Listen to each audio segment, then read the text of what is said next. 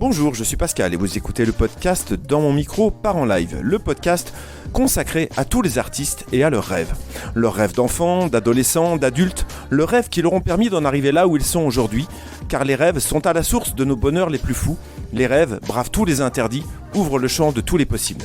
Pour nous emmener dans ce monde-là, ce monde où les rêves sont permis, où les histoires sont belles, je vous invite à laisser parler votre corps, le laisser bouger comme il l'entend, le faire se balancer, se tordre, se mouvoir dans tous les sens, pour en éprouver toutes les sensations de plaisir. Cette sensation que l'on éprouve après avoir fait un joli rêve. Pour ce nouvel épisode, nous allons donner la parole à ce corps qui n'a pas besoin de mots pour s'exprimer et qui puise son langage, son vocabulaire, ses codes dans le mouvement. Le balancement, le déplacement, le tourbillon, ces gestes qui investissent l'espace et le remplissent de grâce, d'élégance, de poésie et de légèreté. Mon invité aujourd'hui est Bruce Chiffard, danseur de hip-hop, breaker, artiste émergent du mouvement, qui va nous raconter son histoire, ses rêves de danseur qui sont devenus réalité. Alors Bruce, bonjour et merci d'avoir accepté mon invitation. Bonjour. Donc moi c'est Bruce Chiffard, je danse depuis 25 ans et je suis de Rennes. Et j'ai ma compagnie qui s'appelle Flocus. Merci en tout cas d'être présent ici. Donc je l'évoquais dans mon introduction, le rêve est ce qui nous construit, ce qui nous fait avancer. Et toi, alors à quoi est-ce que tu rêvais quand tu étais enfant ?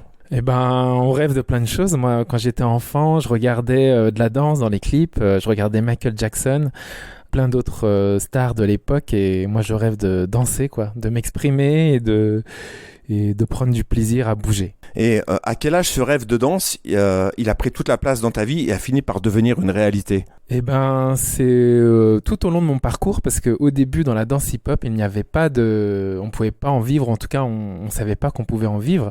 Et moi, j'étais vraiment à l'origine des premières compagnies en hip-hop qui s'est professionnalisée. Donc, c'est un rêve qui est devenu réalité en dansant, Donc au début c'était du pur plaisir et je me suis dit mais ce serait génial en fait de pouvoir en vivre, mais comment ? Parce que moi j'ai vraiment commencé par les battles, qui est un circuit de compétition de breaker qui est pas forcément connecté au chorégraphique, en tout cas pas directement.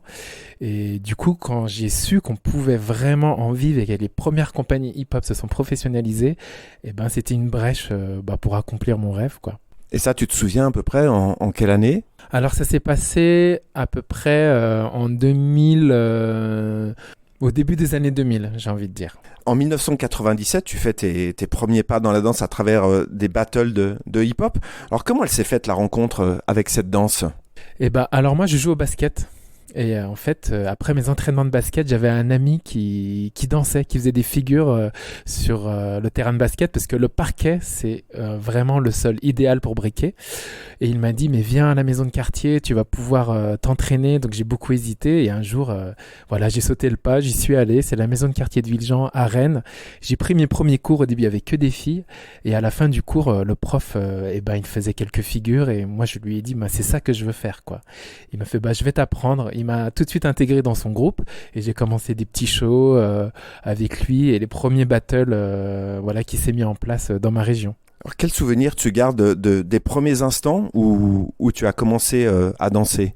Moi je suis quelqu'un de très timide. Donc au début quand je dansais, j'étais envahi d'une émotion, en tout cas j'étais rouge de timidité et au fur et à mesure, le break c'est comme une danse particulière, c'est une danse où on est par terre, on n'a plus ses repères, on n'est plus sur la station debout, on est vraiment au sol, on tourne sur le dos et au début j'avais un peu des vertiges et ça me plaisait de découvrir mon corps mais autrement, donc c'était que une émotion de découverte en fait.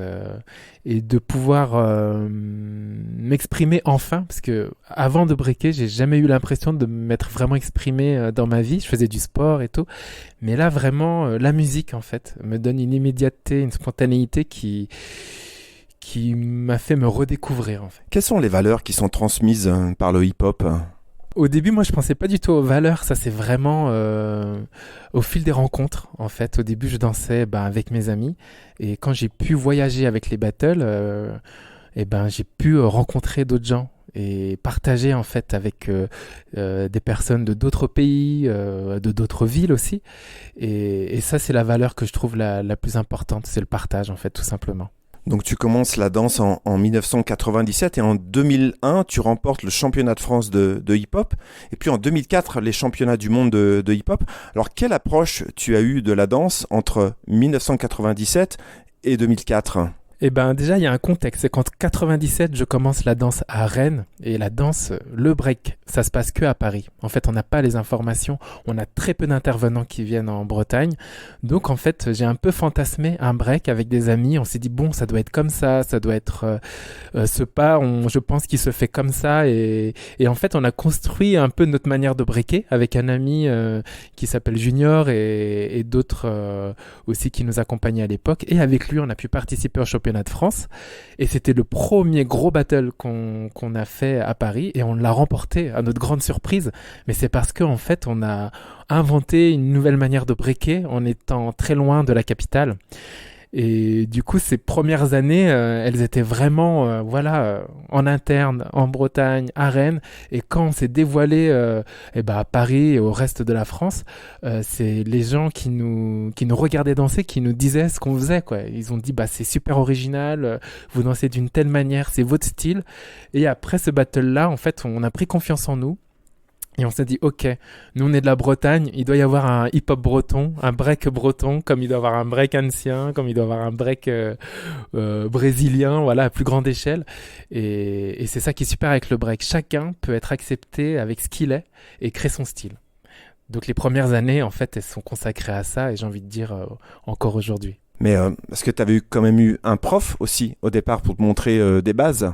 Oui, on avait un prof qui faisait la navette à Paris, mais il faisait la navette peut-être 2 ou 3 fois par an. Donc quand il arrivait, c'était un messager, il disait, j'ai appris ce pas-là. Et en fait, c'est des informations qui valaient de l'or. Et sinon, on apprenait sur des cassettes vidéo qu'on avait de Paris, en fait. Les cassettes venaient des États-Unis. Et puis, ça prenait quelques années pour que ça arrive à Paris. Et quelques années, voire quelques mois pour que ça arrive à Rennes. Donc, on était toujours en retard. Et sur les vidéos, en fait, il y avait la petite anecdote que les cassettes étaient accélérées aux États-Unis. Et quand nous, on les recevait en France, on disait, mais ils dansent hyper rapidement. Donc, on essayait d'être aussi rapide. Et du coup, ça nous a fait une identité. Moi, j'étais très connu pour être rapide, en fait. Et le hip-hop, contrairement à d'autres danses, ne nécessite pas forcément un apprentissage classique, c'est-à-dire on parle souvent parfois du modern jazz ou des choses comme ça où on doit passer par une formation classique. Le hip-hop, pas du tout ? Pas du tout. Nous, on a plutôt ce qu'on appelle des spots. Ça veut dire que nous, on dansait à la gare. Et on savait tous qu'on allait à la gare pour danser. Et on se donnait rendez-vous là-bas. Et en fait, c'est un spot qui vivait. Ça tournait entre les danseurs, entre aussi la vie qu'ils avaient à côté. Il y en a qui travaillaient, donc ils s'entraînaient plus le soir. Il y en a qui étaient aussi dans l'après-midi ou dans des centres commerciaux. On dansait. Donc, il n'y a pas vraiment de cours de danse hip-hop. Le break, c'est vraiment une discipline autonome en fait, autodidacte quoi. Pour tourner sur la tête, il faut s'entraîner tous les jours. Il y a aussi le corps qui doit se muscler en fonction des figures qu'on travaille. Donc c'est même un breaker moyen aujourd'hui, il s'entraîne énormément et il est dans un microcosme de breaker pour pouvoir évoluer, avoir des informations, se tenir au courant. Même avec tous les battles qui se passent. Mais en fait, il faut aller dans les battles en fait pour se tenir au courant, faire une mise à jour. Nous, ce qu'on appelle des jams, c'est des événements faits pour les danseurs où il y a des cercles de partout, où tout le monde s'exprime. Et c'est un peu, quand on connaît pas, ça peut être un peu impressionnant en fait. On rentre dans un monde, quand on rentre dans le break, mais on apprend en faisant, en y allant, en regardant et en jetant à l'eau. Mais c'est vrai qu'on n'est pas sur des cours à la semaine, même s'il y en a aujourd'hui, c'est pas l'essence du break. À quel moment tu as pris conscience, avant le titre de champion de France, que tu avais ce quelque chose en plus qui allait te propulser sur la plus haute marche du podium ? Eh ben, on sait pas au début. Vraiment, je savais pas. J'étais très habité par la discipline. Ça veut dire que j'y pensais tout le temps. Et je sais que c'est ça que je voulais faire. En fait, quand j'ai découvert le break, toutes les planètes sont alignées. Ça réunissait, l'improvisation, l'artistique, le goût pour l'inconnu, et en même temps la musique. Enfin, c'est vraiment une discipline où j'ai l'impression d'être entier. en fait. Et en fait, je me suis contenté de vivre ça à fond. Et après, on me disait, oui, t'as un petit quelque chose, tu peux avoir ton style et tout ça. Et en fait, j'ai cru en fait à l'entourage que j'avais qui m'encourageait en tout cas à me dire mais vas-y, va à fond dans ce que tu sais faire parce que tu as vraiment quelque chose de spécial. Alors tu as été amené à représenter la France avec le hip-hop dans de nombreux pays dans le monde. Comment ton approche de la danse, elle a été perçue sur d'autres continents ? En fait, j'ai quand même un style particulier. En France, il y a vraiment ce qu'on appelle la French Touch, avec des groupes comme Actual Force ou Wanted Posse, qui sont des groupes très emblématiques en France dans l'histoire du hip-hop. Ils ont vraiment été ambassadeurs d'un esprit français dans le toucher de sol du breaker, quoi. Ça veut dire la fluidité. Alors que le break, c'est une danse de rupture. On veut impressionner, on fait des freezes, des moments arrêtés pour qu'il y ait un impact. Et moi, en fait, j'ai proposé une danse qui avait pas de ponctuation. En tout cas, pas celle de la performance. Donc, très dans la fluidité, beaucoup plus, bah oui, dans le toucher, dans des mouvements flexibles aussi. Et quand je me suis exporté dans d'autres continents, bah justement, il me disait, bah, on désire t'inviter justement parce que tu as une vision du break qui est très différente des autres, qui est pas forcément axée que sur le spectaculaire, mais qui est aussi sur la sensibilité, quoi. Alors, durant ton parcours, tu as fait partie de plusieurs compagnies de danse. Alors, quelle force représente ce travail collectif ? Le travail en compagnie de danse, c'est justement le prolongement de ce que j'ai pu proposer en battle, en fait. C'était un toucher de sol beaucoup plus sensible et cette sensibilité-là, j'avais vraiment envie qu'elle s'épanouisse. Et c'est auprès de chorégraphes, vraiment auprès de compagnies de danse où j'ai pu avoir l'opportunité d'aller plus loin en fait dans cette sensibilité en rencontrant d'autres danseurs parce que dans les compagnies de danse on n'est pas que des breakers, il y a parfois des danseurs contemporains, des fois on fait des projets aussi avec des musiciens en live et tout ça en fait ça a fait que je me suis réinterrogé sur les mouvements de break et ils se sont représentés autrement dans ces projets-là et en fait on accumule de l'expérience au fur et à mesure des projets avec les compagnies de danse et du coup on affine en fait son style. Et moi j'ai pu faire partie de compagnies de danse comme la compagnie Kafig qui est très représentée à Lyon par Mourad Merzouki ou Kader Hatou de la compagnie Acrorap et c'est des compagnies renommées qui ont été aussi à la direction de centres chorégraphiques national et qui font des tournées importantes et là on a pu s'exporter davantage, montrer notre gestuelle, notre danse. Et c'est vraiment ça la force des compagnies parce qu'en hip-hop on n'a pas d'école mais par contre les compagnies ça peut être des écoles pour nous parce qu'on est ensemble et on doit faire un projet, on doit faire un spectacle autour d'une thématique et d'un propos et ça c'est très enrichissant en fait, c'est parce qu'on se confronte à d'autres styles, à d'autres manières de penser. J'ai déjà fait un projet franco-taïwanais, donc on a été à Taïwan. Eux, ils font des arts martiaux le matin. Enfin, ça posait quelque chose. Donc nous, on a dû apprendre à se connaître, alors que le battle, c'est vraiment un événement. Et là, en fait, dans les compagnies, on est ensemble pendant 2-3 mois, tous les jours, de 10h à 18h. Et là, l'échange est encore plus intense et on défend des messages beaucoup plus poussés. Donc voilà, c'est vraiment ça la force du travail en compagnie. Alors en 2017, tu crées la compagnie Flocus, à travers laquelle tu souhaites apporter un regard différent sur le hip-hop tout en conservant son identité, ses racines. Alors par quelle démarche artistique tu arrives à aborder le hip-hop de manière différente tout en lui conservant son ADN ? Bah déjà, je réagis à un parcours. C'est que j'ai un parcours, j'ai fait 10 ans de battle, 15 ans à être danseur pour des chorégraphes. Et je me suis dit, qu'est-ce qui serait important de faire, en fait, pour la culture hip-hop avec ce parcours-là, quoi. Donc, moi, je décide vraiment de proposer un nouveau regard sur cette danse-là. Donc, vraiment de donner aussi au public des informations sur cette danse-là, sur c'est quoi faire un battle, c'est quoi faire un cercle. Et du coup, j'essaie de déconstruire en fait des choses de la culture hip-hop pour donner une dimension artistique en fait. Donc aussi d'inviter des gens qui sont pas forcément de la culture hip-hop à réfléchir en fait à qu'est-ce que ça pourrait être.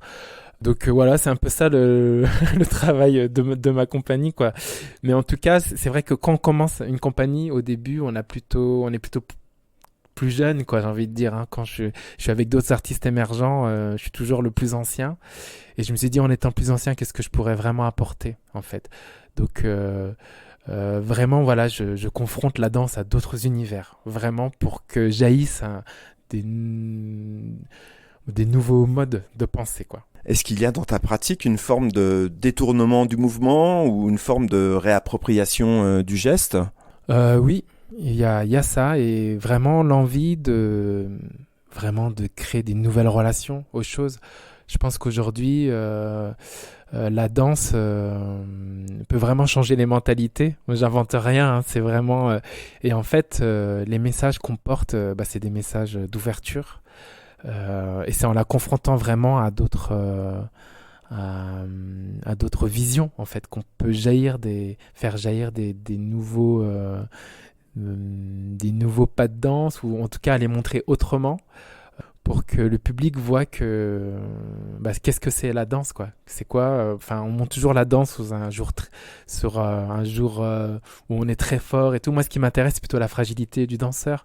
Montrer au public qu'est-ce que c'est de faire un spectacle de danse, la fragilité, remémorer des mouvements, et aussi proposer une autre temporalité. On est dans un monde où il y a beaucoup d'accélération, il y a de plus en plus de choses. Au théâtre, c'est encore un endroit où on peut écouter du silence, où on peut se poser, on regarde pas son téléphone pendant 1 heure, et du coup de profiter de ce moment d'intention pour proposer d'autres matières dans une autre temporalité, parce que je dis ça parce que je m'inspire beaucoup de la nature aussi, hein, quelque chose que j'ai pas dit depuis le début, mais ce que la nature nous apprend, c'est de faire confiance au temps aussi, aux saisons. Il y a un temps pour l'été, pour l'hiver, pour laisser repousser la végétation, le printemps. Donc, et du coup, quand on est en face d'une matière, voilà, qui se déploie un peu différemment de ce qu'on attendrait, ça renvoie aussi à l'imaginaire du public, quoi. Qu'est-ce qu'il peut s'imaginer, dans cette danse hip-hop, qui se livre autrement. On va parler maintenant un petit peu de la technique. Alors, comment est-ce que on s'approprie un mouvement? Est-ce que c'est toi qui vas créer un mouvement ou alors c'est finalement le mouvement qui va venir à toi? Comment ça se passe au départ? Au départ, et c'est ça qui me plaît, la danse, c'est très étrange de comment les choses elles naissent. On sait jamais, enfin moi en tout cas, malgré mes 25 ans de danse, on sait jamais d'où ça vient et c'est ça qui me passionne. Qu'on soit en studio avec des danseurs ou qu'on soit avec une classe pour animer un atelier de danse, il y a toujours ces premiers instants d'étrangeté de comment vont commencer les choses, et puis il y a un premier mouvement qui se pose et qui peut venir de moi et les autres réagissent, ils disent ah ouais mais moi je le vois plus grand, c'est un mouvement qui me fait penser à tel ça me fait penser, je sais pas, un joueur de foot qui shoot dans un ballon. Enfin en tout cas ça se construit en collectif en fait. L'important c'est de se faire confiance, même si on explique beaucoup de choses, c'est à l'instinct aussi, et de voir en fait qu'est-ce que ça suscite avec les personnes avec qui on est, et en fait de construire comme ça en collectif une chorégraphie. Moi c'est ce que je trouve le plus beau, quoi. C'est les premiers moments justement où on sait pas les mouvements d'où ils viennent, ça vient d'un mot, ça vient parfois de l'inconscient aussi. Il y a des mouvements, on ne sait pas pourquoi ils sont là et c'est pas grave de pas savoir tout de suite, mais on le fait et en fait on réagit et ça prend un sens des fois plus tard, ou des fois on est très fort avec le sens et ça prend un autre sens par la suite. Mais en tout cas, c'est ça qui est beau dans la danse, c'est que les choses arrivent toujours à trouver leur place, et des fois on ne sait pas d'où ça vient. Est-ce que on écrit une chorégraphie, une danse, un mouvement comme on écrirait une partition pour un morceau de musique, ou finalement tout passe par l'improvisation? Il y a un peu des deux, hein. Moi j'aime bien à partir d'improvisation que des choses s'écrivent. Et des fois, naturellement, il y a des mouvements qui résistent, qui survivent, et dit bon, ceux-là, ils ont vraiment quelque chose à voir avec ce qu'on a envie de faire.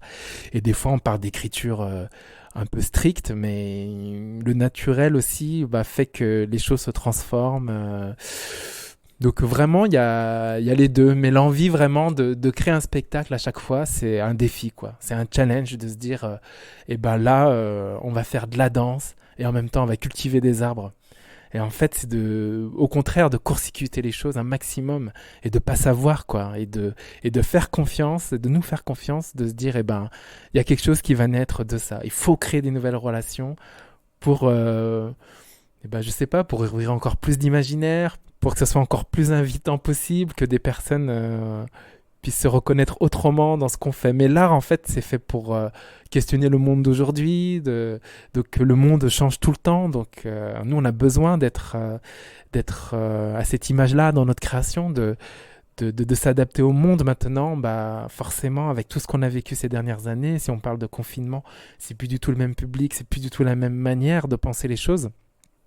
Et ça, nous, en tant qu'artistes, on le voit dans notre manière de penser qu'on peut plus faire comme c'était avant. Et c'est génial parce qu'on fait toujours des choses différentes en fonction de ce qu'on vit, en fonction du public, voilà, de ce qu'il a envie de voir et à quels endroits nous on a envie de les re-questionner, quoi. Donc, j'ai envie de dire, c'est tout le temps en évolution. Alors quand je parle de création, parfois avec des auteurs-compositeurs, je leur demande souvent s'il est nécessaire de ressentir une émotion particulière pour composer un morceau. Et bien souvent, les émotions sont au centre de la création. C'est ce qu'on vit, c'est ce qu'on ressent. Est-ce que l'approche, elle est la même avec la danse? Est-ce qu'il y a besoin de ressentir une émotion particulière pour créer quelque chose? Oui, moi, c'est pas un mot que je prononce souvent, l'émotion. C'est quelque chose qu'on ressent, mais au fond de moi, j'ai toujours envie de susciter une émotion, quoi. Mais l'émotion, c'est souvent le résultat des discussions. Pour moi, en tout cas, c'est de recherche. Donc, il y a l'émotion qu'on ressent quand on danse. Il y a l'émotion qu'on a envie de partager aussi. Donc oui, c'est assez similaire. On parle d'émotion, mais aussi on peut parler d'intuition. En fait, on ne sait pas pourquoi, mais on sent que c'est la chose à faire, que c'est la chose nécessaire, en fait, à montrer pour que... J'allais dire que le monde aille mieux, je sais pas, on va pas sauver le monde, mais c'est la chose voilà, qu'on se dit, mais ça doit être montré.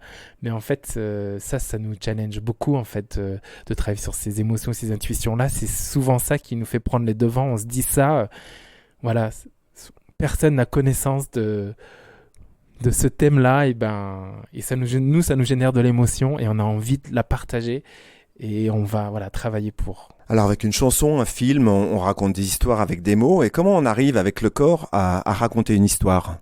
Avec le corps, je pense que ce qu'il y a de très changeant avec un film, c'est qu'on raconte des histoires. Ça veut dire que c'est vrai que c'est très difficile de raconter ce qu'on dirait avec des mots, avec le corps, et que justement c'est ça la force de la danse, c'est qu'elle raconte plusieurs histoires.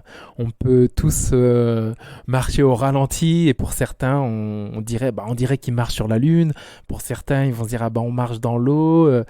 Mais il y a une émotion pour moi qui est liée à la danse, qui est pas du tout la même quand on va voir un film ou quand on regarde une série. Et c'est ça que je trouve fort en danse, en fait. C'est pour ça que je fais de la danse, c'est que l'émotion, elle est multiple. Les histoires, elles sont très variées, elles sont liées au parcours du spectateur. Lui, il va se faire son histoire avec l'expérience qu'il a, son histoire à lui. Il va pas du tout voir les mêmes choses. Et en fait, on construit avec cette idée-là, en fait. Quand on fait un mouvement, nous, c'est une histoire qui est peut-être très claire, mais on a conscience que ce même mouvement va avoir une répercussion différente sur les différents spectateurs. Et du coup, ça ouvre des échanges, du débat ou tout ce qu'on veut, mais ça fait avancer les modes de pensée. Finalement, chacun est libre d'interpréter la danse avec son propre imaginaire. Oui. C'est ça. Et ça peut être déroutant pour quelqu'un qui attend une histoire très précise, mais la danse, c'est une émotion qui est particulière, qui pour moi est vraiment nulle part d'autre. De voir quelqu'un se mettre en face de quelqu'un et de le voir en face de nous, et d'un coup il va se mettre à bouger, ça peut être très étrange, mais quand on accepte ça, quand on a compris ça dans la danse, on vit des émotions qui sont très riches. C'est en quelque sorte un langage universel, la danse. Oui, exactement. Oui, c'est un peu romantique de dire ça, mais c'est un langage universel à cet endroit-là. Et est-ce qu'il y a un mouvement ou une approche de ton art que tu n'as pas encore exploré? J'espère. J'espère, en fait. Moi, je m'attaque à un projet quand justement je sais pas ce que ça va devenir. En fait, il y a deux sortes de chorégraphes, on va dire, ou deux sortes d'artistes. Il y a celui qui sait que, par exemple, il va construire une table, elle est parfaite. Il sait qu'il va falloir qu'il coupe tel bois, mettre les pieds d'une telle manière pour pouvoir avoir ce qu'il veut. Mais moi, ce qui m'intéresse, c'est de pas savoir, en fait. C'est que le projet m'échappe. Souvent, moi, quand le projet est né, quand je fais un spectacle, il continue à travailler après. J'ai des réponses qui viennent beaucoup plus tard. Mais moi, justement, ce qui me motive, c'est l'inconnu, quoi. Et est-ce que quand tu as écrit un spectacle et que tu le présentes sur scène, est-ce que tu disais qu'il vivait encore un petit peu? Est-ce que tu le fais évoluer au fil des représentations? Oui, carrément. Moi, il évolue tout le temps et il évolue aussi avec les personnes avec qui je suis. Et du coup, ça nous met au travail et c'est pour ça que le rapport avec le public est très important. Parce que eux aussi nous font évoluer. Ils nous disent justement toutes les histoires qu'ils ont vues.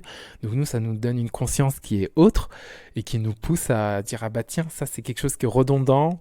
On me parle souvent de cette chose-là. Peut-être que j'ai quelque chose à faire. Et là, peut-être voilà un autre projet né parce que forcément, chaque projet en emmène un autre. Alors le hip-hop sera à l'honneur des Jeux Olympiques 2024. Le hip-hop, culture urbaine qui est reconnue par les Jeux Olympiques, comment cette appropriation du hip-hop par les Jeux Olympiques est-elle perçue par les puristes? Eh ben c'est c'est un sujet très clivant. C'est 50-50. Il y en a qui sont totalement pour, il y en a qui sont totalement contre. Donc c'est mené aussi avec la Fédération française de la danse. Donc il y a une toute nouvelle relation entre la communauté hip-hop et la Fédération française de la danse. Et du coup c'est pas du tout, eux ils font des danses de salon, tout ça. Donc nous c'est pas du tout ça. Il y a déjà un microcosme qui est déjà très affiné. En fait il y a déjà des compétitions dans le monde entier importantes qui ont leur propre manière de travailler et qui mettent le break en valeur. Donc c'est très clivant. Et justement, on ne sait pas si c'est un art ou un sport. Et moi, je dirais, faut pas y répondre trop vite. Justement, c'est de l'art et du sport. Souvent, ça dépend de ce que vient chercher aussi le pratiquant. Et ça peut être tout ça en même temps. Mais en tout cas, ça va permettre à certains pays, par exemple, de présenter une équipe et de représenter leur pays. C'est vrai qu'en France, c'est tellement développé, mais des pays voilà, qui n'ont pas l'habitude, qui ne sont pas invités dans les grandes compétitions, pourront se confronter à des grandes nations du break qui sont la France, la Corée. Donc, il y a du positif et il y a des choses où on a un peu peur. Quel rôle tu vas jouer dans l'organisation des épreuves de hip-hop aux Jeux Olympiques à Paris? Je fais partie comme intervenant dans des formations qui vont se mettre en amont. En fait, il va y avoir un diplôme qui va se mettre en place. Donc, il y a énormément de choses importantes. Mais par contre, je serai jury à un moment donné sur des qualifications en région, en fait. Voilà, mais c'est quelque chose qui est en train de se faire. On ne sait pas, en fait, vraiment tout comment on va bien s'organiser. Même les protagonistes, tout est sous le feu, tout est en train de se faire et tout se fait doucement. Mais on sait qu'il y aura les JO en 2024 et que ce sera un moment fort pour nous. Mais tout se fait un peu sur le tas, ouais, comme c'est tout nouveau, quoi. C'est très logique. Finalement, c'est une belle reconnaissance pour le hip-hop qu'il devienne discipline olympique. Bah, bien sûr, parce qu'il y a plein d'infrastructures là qui vont être créées et il y a plein d'outils qui va permettre de faire connaître davantage la danse. Donc pour moi, je trouve que c'est une très belle reconnaissance. On verra les échos que ça a, mais moi, je suis toujours d'avis qu'il se passe ce genre de choses. En fait, ça nous remet aussi en question sur plein de choses. Ça peut être très intéressant. On peut voir ça d'une manière très bénéfique. On parle beaucoup de préparation physique aussi pour préparer le hip-hop. Alors, quelle rigueur il faut avoir avec son corps pour se préparer à danser? Combien d'heures tu t'entraînes, toi, par exemple, tous les jours? Eh ben, quand j'étais plus jeune, je m'entraînais tous les jours. Après-midi, et en fait, on terminait parce que la salle devait fermer. Après, on s'entraînait le soir. Mais souvent, ceux qui commencent et qui sont passionnés de danse hip-hop, que ce soit breaker ou dans les autres disciplines dans la danse hip-hop, ils s'entraînent tous les jours et ils y pensent tous les jours, en fait. C'est vraiment quelque chose qu'on fait à haute dose parce que c'est un art qui est exigeant et qui évolue en fonction de son corps, mais aussi par la suite avec son esprit. On n'a pas envie des mêmes choses quand on danse à 20 ans, à 30 ans. Donc ouais, c'est une danse, un art qui nous accompagne et qui évolue. Ça veut dire qu'aujourd'hui je danse pas tous les jours, mais j'y pense tous les jours. Je suis tout le temps en atelier, tout le temps en studio ou en rendez-vous pour défendre des spectacles. Donc c'est quelque chose souvent qu'on fait à haute dose. Alors nous allons évoquer à présent ton projet actuel qui tourne autour de l'arbre, et pas n'importe lequel puisqu'il s'agit du bonsaï. Alors le bonsaï qui incarne la sagesse, symbole d'endurance et de longévité. Comment s'est faite la rencontre avec cet arbre ? Alors quand j'ai fait des battles, j'ai tout de suite été après danseur-interprète pour des compagnies. Et entre ces deux périodes de ma carrière, pendant 3 ans, je me suis mis à cultiver des arbres en pot. Et en fait, ma femme allait souvent chez le fleuriste et un jour, au lieu d'attendre, je me disais, tiens, il est très beau cet arbre-là, je l'achèterais bien. Oh, tiens, c'est un bonsaï, donc je le ramène à la maison. Je regarde sur Internet, voilà, comment on s'occupe d'un bonsaï. Je m'inscris sur les forums. Alors on me dit, alors là, c'est un bonsaï qu'on achète un peu partout. Il faut changer la terre. Les bonsaïs d'intérieur, ça n'existe pas. Il faut le mettre à l'extérieur. Donc là, je suis, oh là là, c'est quand même quelque chose d'important. Il faut que j'en prenne soin. Donc j'apprends qu'il y a des cours à côté de chez moi et je décide de m'inscrire à des cours et j'y vais moi en tant que danseur avec ma casquette, etc. Tout le monde me prend pour un ovni. Et là, je commence à cultiver des arbres en fait. Et j'arrive à en avoir pratiquement une centaine dans mon jardin parce qu'en fait, quand on travaille un arbre, il faut attendre les saisons qui agit sur le travail qu'on fait. Donc en attendant, il faut qu'on s'améliore on a très vite beaucoup d'arbres. Et voilà. Et quand je recommence à danser, quoi, ça dure pendant 2-3 ans, et ben là, je vois que ça a complètement transformé mon rapport au mouvement, mon rapport au temps. Je me suis dit, ah bah tiens, on vit dans une société, on nous demande toujours plus de produire. Les battles, c'est souvent, si tu fais la même chose que l'autre en mieux, bah tu gagnes, ou tu fais plus que l'autre, tu gagnes. Et moi, je me suis dit, c'est bien de voir les choses à l'inverse, de faire peut-être une chose, mais bien, mais de s'appliquer sur comment on a envie de le donner. Donc, je commence à faire des mouvements, mais à les faire beaucoup plus en lenteur pour voir qu'est-ce qui peut venir d'autre et pour laisser au corps aussi un champ d'action qui est très différent. Et du coup, voilà, quand je recommence la danse, il y avait les arbres qui étaient présents dans mes mouvements. Et c'est tout naturellement, quand j'ai monté ma compagnie, quand j'ai fait mes premiers travaux, je donnais beaucoup en exemple ces arbres-là, quoi. Je disais, tu vois, un arbre, il fait pas plusieurs choses en même temps. Il fait d'abord les racines, il fait après les branches. Et ça nous a donné des outils de travail. On se dit, ok, d'accord, donc on va travailler par couche. Et ce que j'ai beaucoup aimé, les bonsaïs, c'est des arbres miniatures qui poussent en montagne et qui poussent dans des difficultés liées au climat, qui sont broutés par des animaux, piétinés. Il y a de la neige qui tombe sur eux, donc ils restent petits par nature. Et c'est vraiment ça, la nature des bonsaïs. Et ça, je me suis dit, tiens, c'est génial en fait de penser comme ça, que la nature, en fait, il y a beau se passer des choses, le temps fait toujours son œuvre en fait. Et en fait, ça c'est quelque chose que j'applique dans les chorégraphies en fait. Je rassemble des personnes, j'ai des idées à moi. Et je laisse le temps opérer en fait pour que, comme une forêt quoi, que tout trouve sa place. Mais en tout cas, ça m'a donné une autre temporalité, une manière en fait de réfléchir la chorégraphie et comment construire une chorégraphie. Avec des mouvements donc plus lents, c'est ça? Donc j'ai compris. Ouais. Oui. En fait, les mouvements en hip-hop sont très spectaculaires. Donc on a de l'élan pour faire des acrobaties. Et je voulais proposer quelque chose qui a une physicalité différente, mais quand même très physique. Je voulais pas faire de la danse forcément très conceptuelle. Je voulais garder, quelque chose qui vient vraiment du corps. Mais du coup, j'ai ralenti la danse hip-hop, ce qui fait que on voit tout autre chose en fait. C'est des figures spectaculaires, mais dans la lenteur, il y a plein d'images qui se créent par la proximité du décor, par la manière de le faire. On se rend compte de la force que ça demande, on se rend compte de plein de choses, et je trouve que pour le public, ça donne vraiment une vision qui est plutôt de la nouveauté par rapport au hip-hop. Alors j'ai le sentiment, en ayant étudié ton parcours puis en t'écoutant, en fait, que tu aimes finalement réinventer sans cesse la danse. Est-ce que c'est ça finalement le métier de danseur, c'est se réinventer un mouvement en permanence à l'infini? Je pense que oui. C'est se réinventer, mais c'est se réinventer pour donner une image du monde en fait. C'est un peu simple de dire ça, mais c'est de réinventer pour changer les mentalités, pour qu'on accepte aussi les personnes dans leur complexité. Moi, c'est vrai qu'en amenant break et bonsaï, ça fait sourire au début, on voit pas le lien. Mais c'est ce qui me caractérise, et grâce à la danse, on m'accepte en tant que breaker et amateur de bonsaï, et en tant que papa, en tant que plein d'autres choses.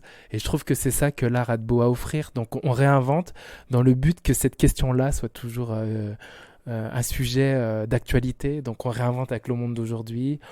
Là, c'est avec les arbres parce que je trouve que le vivant, la notion du vivant aujourd'hui est importante avec le Covid, l'écologie. Voilà, il faut qu'on prenne soin des arbres, de la nature. Donc là, les bonsaïs, c'est parfait. C'est ma manière à moi, très personnelle, de parler de la nature. Mais voilà, on se réinvente pour réinterroger le monde et que la question de l'art soit ouverte et que tout le monde puisse voilà, y loger son imaginaire et se retrouver, quoi. C'est aussi le côté utile de l'art, c'est-à-dire d'amener à réfléchir et puis essayer d'apporter une réflexion sur le monde et ses changements. Bah tout à fait. Là, je vais prendre un exemple, mais pas forcément de spectacle, mais parce que j'enseigne beaucoup avec tous les partenaires de la compagnie. Voilà, on fait des ateliers artistiques. Ça veut dire qu'on a des fois des classes pendant 2 heures, voilà, pour leur expliquer c'est quoi la danse, c'est quoi le métier de danseur. Et souvent, à ces endroits-là, pour des jeunes en fait qui font de la danse, une classe de CM2 par exemple. C'est inconnu pour eux, c'est un peu étrange, mais quand ils vivent ces étrangetés à leur âge, ça leur donne des outils en fait pour plus tard. En fait, ils ont déjà vécu ce sentiment de pas savoir, de faire confiance et de quand même y aller. Et ça, c'est des choses, même si ça devient pas des danseurs professionnels, plus tard qui restent en fait dans ta vie, qui font partie des outils que t'as. Je sais pas si t'as ta première copine, ton premier examen d'embauche ou tu passes ton permis de conduire, c'est des premières choses. Mais en fait, t'as déjà vécu ce moment de OK, on se fait confiance. Je l'ai déjà vécu avec le mouvement. Et on y va. Et ça, en fait, je vois complètement la différence quand j'enseigne à des tout jeunes et que je les revois plus tard. Ils sont en confiance avec le monde, avec eux, avec leur entourage. Et en fait, la danse a vraiment quelque chose à jouer à ce niveau-là, pour moi. Alors en septembre 2023, tu vas participer à la Biennale de la danse à Lyon. En quoi consiste cet événement ? Et là, en fait, donc c'est le défilé à la Biennale de la danse. Donc ça se fait avec l'auditorium sur le territoire d'Annecy et les alentours. Et moi, j'ai jamais fait. En fait, là, ça rejoint complètement mon projet artistique de faire des nouvelles choses. J'ai jamais fait un projet avec autant d'amateurs. Et du coup, c'est une autre manière de créer. Donc là, on prépare une chorégraphie avec toute l'équipe artistique pour transmettre. Donc c'est très différent d'une chorégraphie qu'on va faire dans une programmation de spectacle. Mais là, c'est une chorégraphie qu'on veut transmettre et que ces chorégraphies-là portent les valeurs du hip-hop et tout ce qu'on aime faire. Ça veut dire prendre du plaisir à danser, prendre du plaisir, nous on dit à groover, d'avoir des attitudes hip-hop, de s'amuser, de se réunir. Parce que le hip-hop va être aux Jeux Olympiques et l'élite des breakers vont y aller, savoir qui est le champion olympique. Mais il ne faut pas oublier que le hip-hop, c'est aussi des spots où on se rejoint entre copains pour s'amuser, pour danser ensemble. Et c'est vraiment cette idée-là qu'on va porter pour le défilé avec tout le territoire d'Annecy. Et en fait, c'est la thématique, c'est art et sport. Et justement, là, ça me paraît le timing parfait. Vu qu'on ne sait pas si le hip-hop, c'est un art ou un sport, pour moi, je dirais que c'est les deux et que ça peut être les deux. En fait, c'est parfait en fait pour proposer un défilé sur le break. Moi, je trouve ça très ambitieux parce que les défilés, forcément, sur des thématiques où on est tous ensemble, on va faire quelque chose que je trouve génial.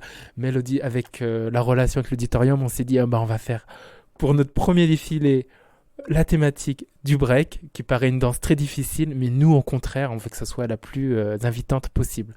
On veut que tout amateur puisse faire cette chorégraphie. Et du coup, on a imaginé une chorégraphie sur mesure où on reprend la gestuelle du break. Alors, ça va pas être forcément au sol, parce qu'on doit défiler, avancer, et en même temps, on est sur le bitume. Donc, apparemment, il y a que des difficultés. Mais nous, ça nous excite, en fait, justement, à montrer un nouveau rapport au break. Donc on va utiliser une danse qui s'appelle le top rock. Donc c'est une danse qui est debout, c'est toute la préparation avant qu'un danseur descende au sol. En fait, il y a toute une préparation de danse debout qui est basée sur l'attitude, la musicalité, le groove. Et en fait, on a imaginé une chorégraphie qui réunirait tous ces éléments-là. Et c'est ça qu'on va transmettre et c'est ça qu'on C'est avec cette matière chorégraphique-là qu'on va rencontrer tous les amateurs et c'est ça qu'on a envie de mettre en avant car c'est une discipline très inconnue encore, même dans le milieu des breakers qui a cette discipline-là. Et le top rock, ça vient des États-Unis, ça vient du métissage américain, un peu latino, donc c'est des pas très rythmés. Et du coup, nous, ça nous tient à cœur en fait de tenir ce défi-là, quoi. En tout cas, ça fait envie, la manière dont tu le décris. Merci. Je me demandais, est-ce qu'il y a une musique à laquelle tu es très attaché pour danser, quelque chose sur laquelle tu aimes t'exprimer assez souvent?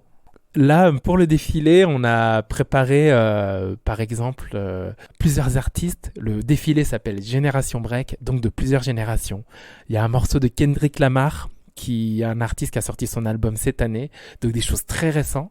Il y a aussi Apache, qui est la musique référence pour les breakers, que tout le monde connaît un petit peu, mais que personne n'a vraiment entendu dans sa version originale. Et il y a aussi une autre musique qui s'appelle Mitoté, et ça, c'est une musique qui passe dans tous les battles, en ce moment, dans tous les pays. Donc j'ai envie de dire, ces musiques-là sont parfaites pour danser, mais moi après j'aime de tout. J'ai déjà fait des projets justement avec Kader Atou, avec l'orchestre des Champs-Élysées sur le Requiem de Mozart. J'aime l'opéra, mais en fait moi j'aime tout. Je pense qu'il y a un break à trouver pour tous les styles de musique. Je me limite vraiment à rien. Moi j'écoute vraiment de tout. Mais tu parles du Requiem de Mozart, tu as dansé sur du Requiem de Mozart? Oui, sur un projet qui s'appelle Un break à Mozart, justement, où je suis danseur avec la compagnie Acro-Rap. Et en fait, ils jouent du Mozart pendant 1 heure et moi j'adore. Et aussi la relation avec les musiciens. Il y a un musicien qui m'a dit un jour... tu vas voir le Mozart, c'est une musique tu peux écouter à chaque fois que tu la réécoutes, il y a un élément nouveau que t'as pas pris en compte. Et du coup, quand je le danse, j'ai cette phrase-là en tête. Et c'est vrai que c'est une musique que j'ai appris à aimer. Au début, c'était très difficile en fait. On peut pas poser pareil des pas de break, qu'on danse sur du James Brown, sur du Mozart. C'est pas du tout la même chose. Le Mozart, c'est des notes qui sont tenues. Du coup, nos mouvements sont beaucoup plus affinés dans l'espace et ça a réinterrogé vraiment notre danse.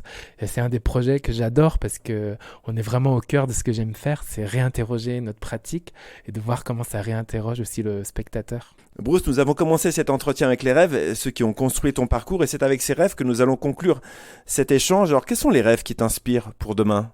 Eh ben moi, les rêves, je suis très chanceux parce que je suis en train de les vivre. J'ai l'impression d'être au début de ça en tout cas, et d'autant plus avec le défilé là qu'on va présenter avec l'auditorium. C'est que la danse soit accessible à tous. Et en fait, moi j'ai l'impression que tout le monde peut aimer la danse. Des fois, j'ai l'impression que les gens se sentent très éloignés et en fait... Non, en fait, c'est quelque chose. Le corps, déjà, on a tous un corps. On peut tous le découvrir par la danse et on peut tous vivre des émotions. Et j'ai l'impression que ça, c'est partageable avec tous. Il y en a qui dansent, mais ils le savent pas. Pour moi, un pianiste, il danse. Pour moi, je vois un ouvrier travailler. Il organise des mouvements dans l'espace et dans un temps précis. Pour moi, c'est de la danse. Et en fait, que la danse soit la plus invitante possible et que tout le monde puisse avoir accès à la danse. C'est vraiment cette envie. Avec le défilé, je suis en train de réaliser une partie de ce rêve en tout cas. Et donc, je suis très chanceux de pouvoir le vivre. Eh ben, bravo, en tout cas, merci beaucoup. C'est magnifique en tout cas de t'entendre. Bruce, merci beaucoup pour ta disponibilité et pour ce très bel échange. Bravo aussi pour la maîtrise de cet art et pour la créativité que tu apportes au hip-hop. Eh ben, merci beaucoup. Alors vous pouvez suivre l'actualité de la compagnie Flocus sur Instagram et sur un site internet également. Les liens seront disponibles dans la description de cet épisode. Si vous avez aimé cet épisode, n'hésitez pas à ajouter un petit commentaire. Vous pouvez aussi me suivre sur Instagram sur le compte Dans mon micro, le podcast, pour ne rien manquer de l'actualité de ce podcast.